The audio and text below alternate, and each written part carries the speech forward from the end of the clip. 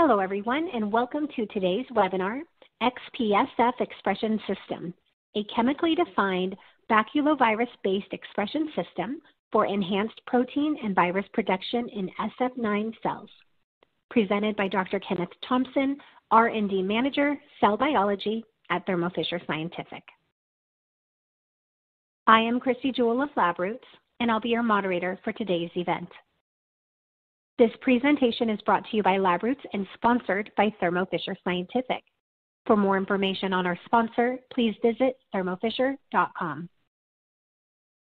The presentation you are about to see was previously recorded, but I would like to remind you that this event is interactive, and we encourage you to participate by submitting as many questions as you want at any time you want during the presentation.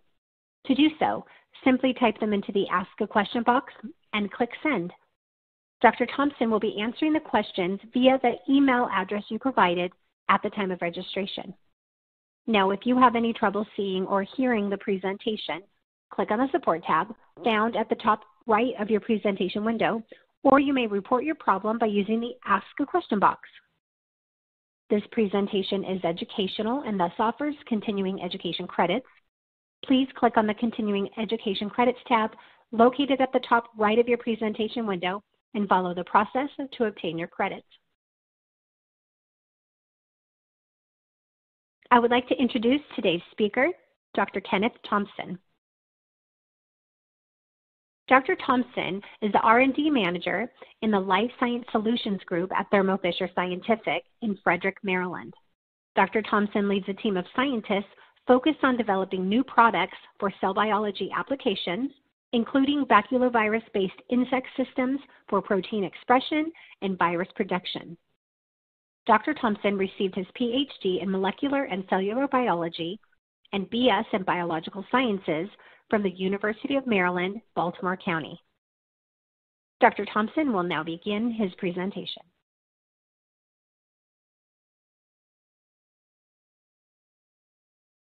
So, good evening, everyone.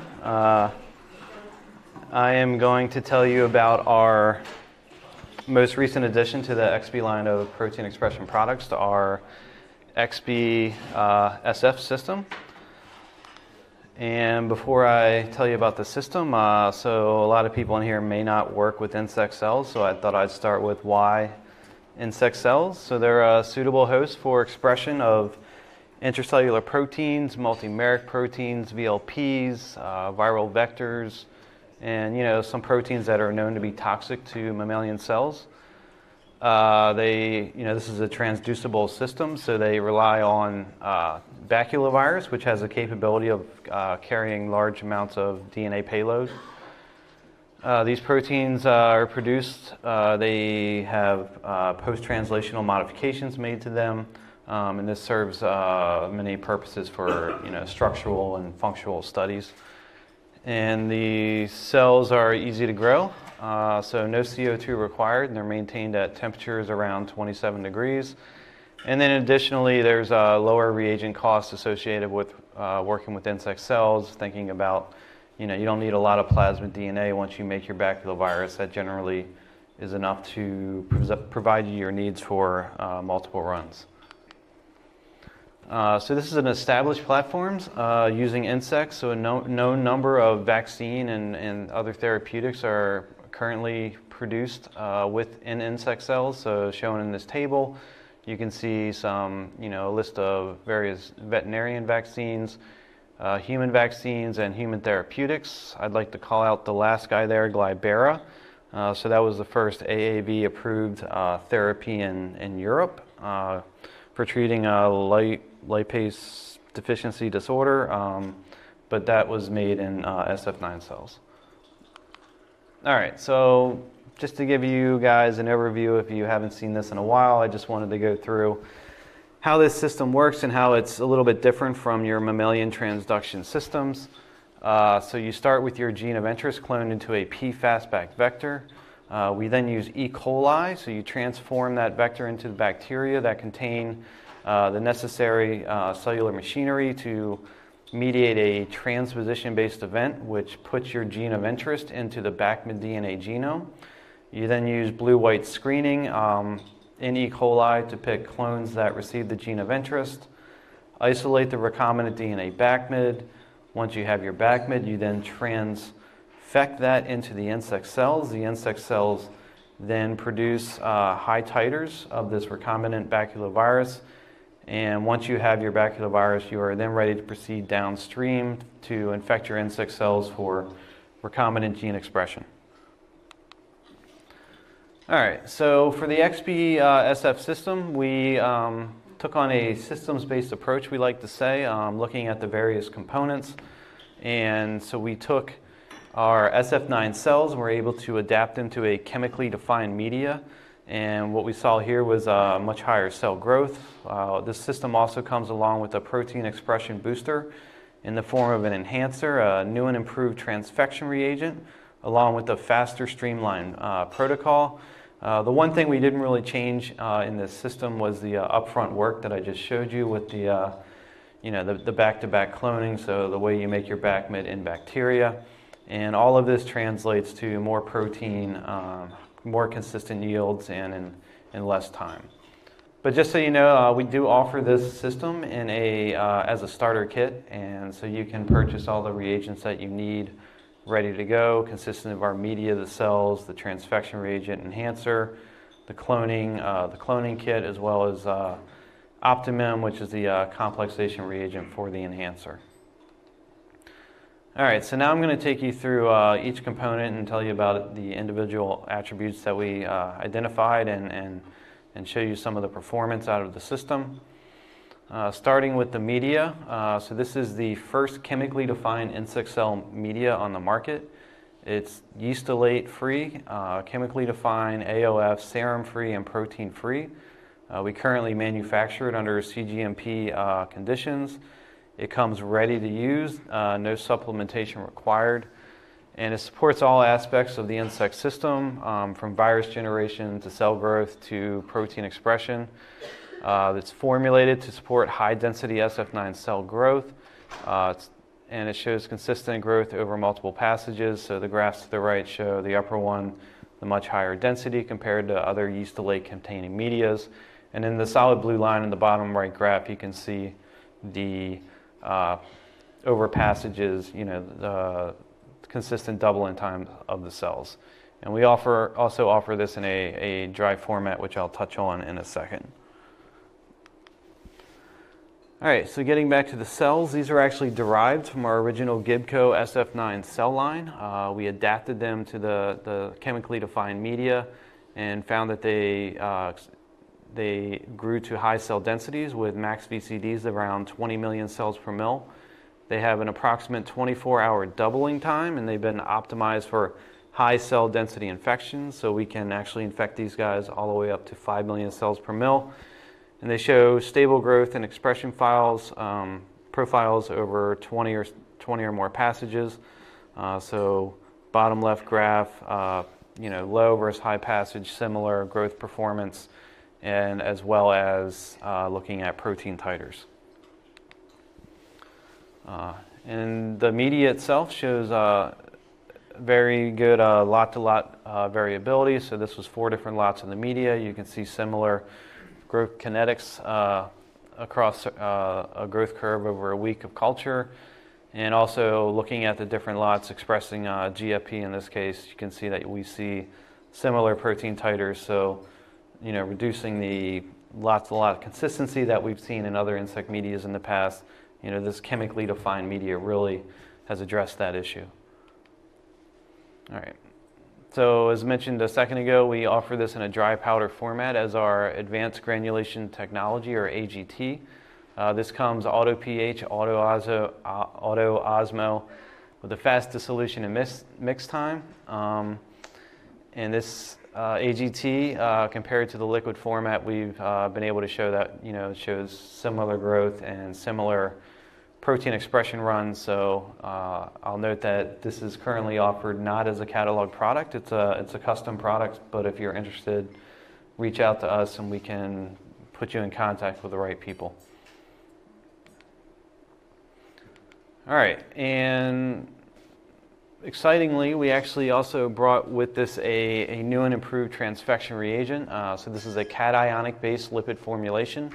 It shows a short complexation time of around 5 minutes compared to our old NSEX reagent, which was 20 to 30 minutes. You can do this in what we call a one-tube method, so you no longer have to add your lipid and DNA to separate tubes and then mix them together. You add your lipid to the tube, add DNA straight to that tube, and you're ready to go. Also importantly is there's no media change. So with Sulfectin-2, our old reagent, you would do your transfection and then 3 or 4 hours later after transfection have to come back and change your media. So we've eliminated that annoying step. And we've also adapted this to a suspension-based transfection method. So in the past, we've usually started in a 6-well plate and then had to do successive amplifications to get to high enough viral titers for you to do your protein expression runs. And what we have done here is with this suspension-based method is we have eliminated the need to do those virus amplifications. And just doing this in a suspension flask with our new transfection reagent, you get high quality, high titer P0 virus, so more virus in less time. And we've also shown that this is very scalable. We've actually scaled a P0 virus production run just doing a transfection all the way up to a liter with titers up around 1 to 2 times 10 to the 9th infectious viral particles per mil. So thinking about that in terms of doing a protein expression run, if you have a whole liter, that's pretty much enough just from a transfection to go into downstream bioreactors. All right, so as I mentioned, the suspension-based protocol eliminates the need. So the classical system is kind of shown up top where you produce your P0 virus in adherent format and then have to amplify 1 to 2 times to make your P1 to P2 before you get to your protein.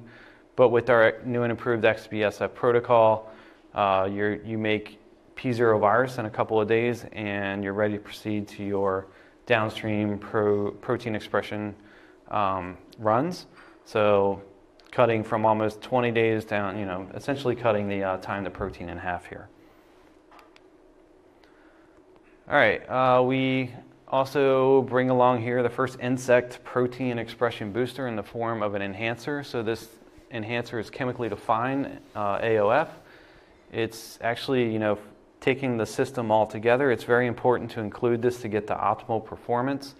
And the way it works in the protocol is 18 to 24 hours prior to infection, you add the enhancer to your culture.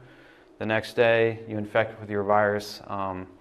And it's shown on the right, we actually did a nice time course study looking to see, when the optimal addition time would be to add the enhancer, and we see around, 18 to 24 hours is optimal. Unfortunately, we were hoping that it would be 4 to 8 hours so we could squeeze this protocol all in the one day, but you can't have everything you want, right? And this graph on the left is just showing nicely compared to a traditional SF9 workflow. Without enhancer, you still get a protein boost. We attribute this to the biomass, keeping in mind that you can now infect these cells at 5 million cells per mil, and then you get an even further boost in titers with the ExpiSf enhancer. All right, so here's just kind of the overview of the protocol for baculovirus generation. You would seed your cells at 2.5 million cells per mil. Set up your transfection, again that consisting of a one-tube method where you add your lipid, the expifectamine SF reagent, followed by the DNA, let that complex for 5 minutes, add that directly to a suspension flask of cells, and 3 or 4 days later you have your P0 virus ready to go. For our protein expression run, we start cells out at 5 million cells per mil. We call that day -1, and that's when you add the ExpiSf enhancer. 18 to 24 hours later, you then add your P0 baculovirus stock. Typically, we recommend adding your virus at an MOI of 5, and then harvest your protein day, 1 to 4 days post-infection. So here's a slide showing the superior performance of this system compared to other yeastolate-containing medias. Oops. Escape. There we go. And so we took a nice picture. You can see that, you can tell that the medias in the picture have the ustolate in them by their yellowish color, with ExpiSf media in there showing not as yellow of a color. The upper graph, again, I showed you this before, but we achieved much higher VCDs, and this is an example of 3 different proteins that we ran in the other, comparing to the other ustolate medias, and you can see comparatively we get 3 to 4 up to 5 times higher protein titers with ExpiSf. All right, so here is we look to see if we could express a secreted protein. So we chose secreted alkaline phosphatase, and so compared to SF9 media, so a traditional system, we got 3-fold greater titers. We also, this protein was His tagged, so we went down a purification run with this using a His trap Excel column. The Kamasi here shows a nice clean purification run, and then running this over SEC, you can see that the percent purity of the final product is good for both in the classical system and in our new ExpiSf system. All right, so we've heard a lot about CB2 today. I figured I'd keep it in this talk as well. So we were also able to express this in our insect cell lines. So we did a time course study, and what we found was that, so most of the proteins we express with ExpiSf, usually day 3 is, when we collect, but with membrane proteins, especially CB2 here, we found that 48 hours was actually the optimal harvest time to get the most CB2 molecules out, with a viability of around 60% at time of harvest. And then again, we like to benchmark, and comparing to our SF9 cells and SF902 media, you can see that, in terms looking for total CB2 molecules, we actually showed a nice 10-fold increase in production here. All right, and we've done some work showing some feasibility data around production of VLP, virus-like particles, with the ExpiSf system. So we chose an enveloped and a non-enveloped VLP, so the chikungunya virus and human papilloma. And I think the data speaks for itself here, but looking at the Western or quantitating the area under the curve, you can see that for the using an anti-E1 antibody for the chikungunya, we get about a 5-fold increase in expression, and likewise we see about a 3-fold increase with the non-enveloped VLP. All right, so now I'm going to tell you a little bit about the system scalability. So system's very scalable. We can, from 125 ml shake flask all the way up to the 2-liter scale, we see pretty similar titers. And not only can we scale up, but we can scale down to 24 deep well plates, and again achieve similar titers. Note that the shake speeds for the 24 well plate are a little bit different. You got to shake them a little bit faster. But overall, we see equal performance with this system at all flask scales. We then scaled up even further, so we did an expression run in a 22-liter Wavebag with a 10-liter working volume. We tested this for 3 different proteins, so GFP and FC fusion and SEEP. And so looking at the blue and red bars, you can see that comparatively, while we did not meet complete levels of where the shake flasks are, we were pretty happy to be around 70 to 80% in the Wavebag in terms of performance. And likewise, we also scaled up into one of our Finesse bioreactors. And in this case, looking at this protein's expression, you can see that, we were actually on par with the flask in this situation, so we're pretty pleased by that. All right, so shifting to another, showing the versatility of the ExpiSf system. We, once we launched this product, we designed it thinking protein expression, but we launched it, and then we got numerous customer inquiries about, has anybody tried AAV in your system? So we undertook an investigation to see if we could accomplish that. So to do this, we we took a dual infection approach. So just reminding you that we use baculoviruses for AAV production. you need a rep-cap baculovirus as well as a ITR gene of interest baculovirus. Our gene of interest here will be GFP. You infect with those two baculoviruses and you then make your recombinant AAV particles.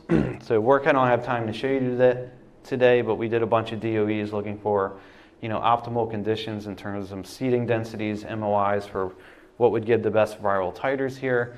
But what it came down to, shown in the table in the upper right, is that, unlike ExpiSf, where we seed at 5 million cells per ml for AAV production, it came down to 3 million cells per ml seeding with an MOI of 2 for each of the baculoviruses.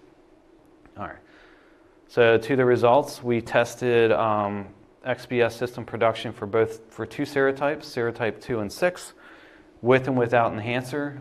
So nicely you can see, just looking at the genome titers, we were on par with what's reported in terms of what people get in terms of vector genome titer, in the range of 10 to the 10th to 10 to the 11th vector genomes per mil. And then what we really like to see is that, not only does our chemical enhancer boost protein expression, but here it's also boosting our AAV titers as well. So multifunctional there.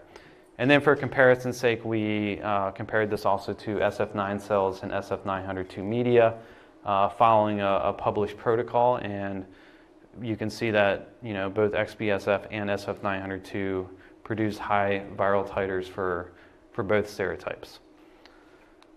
So we next asked if we could, scale up the AAV similar to protein expression.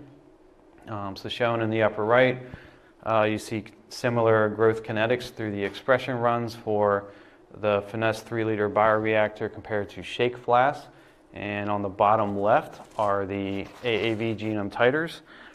So the red bars are with the Finesse, and you can see that while we weren't, quite similar to where the shake flasks were, we're still around 70 to 80% of those AAV titers, which is still pretty good. And then significantly, if you take these AAV particles that you get out of the insect cells and you put them on HT 1080 indicator cells, you show good functionality that you're not only producing particles, but this virus is also infectious. And then finally, I'll end here today showing you some nice work we did as a team. This was a lot of collaborations that helped out with this work. So we took a 1.2 liter culture run of AAV6. We used our Porous Capture Select AAV affinity resin, and the upper chromatogram there shows the active trace, and you can see the very nice strong elution peak of the AAV particles coming off the column. The Kamasi gel on the bottom left shows very pure AAV particles, so VP1, 2, and 3 are the 3 proteins that make up the outer shell of the virion. And then quantitating the total genome containing particles, so we loaded onto the column.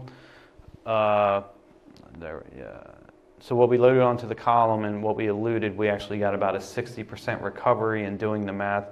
That comes out to be about almost 2 E13 genome particles just from 1 liter of culture. And that's pretty much on par with what people see in the industry right now. They look for, from a 2,000 liter bioreactor run, they expect to get about 10 to the 16th to 10 to the 17th total particles. So we're in that ballpark, so we're happy about that. And then we also took some images, did some electron microscopy on the eluted particles. You can see that, we're really pleased with this significantly, that, there's actually majority of them look full as opposed to empty, and particles that were eluted again on the HT 1080 indicator cells show activity based on their GFP fluorescence. All right, I will end there. Of course, thank all my members of the team in R&D, as well as program and product management and our marketing staff who are sitting back there, Sapna and Reed. Thank you for all your help.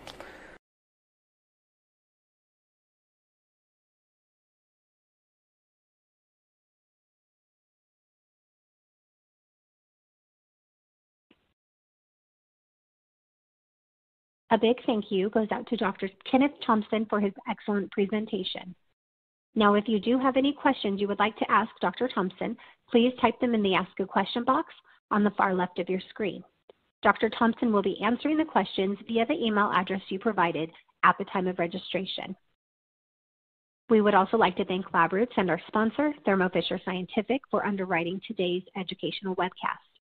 This webcast can be viewed on demand, and LabRoots will alert you via email when it's available for replay. We encourage you to share that email with your colleagues who may have missed today's live event. That's all for now, and we hope to see you again soon. Have a great day.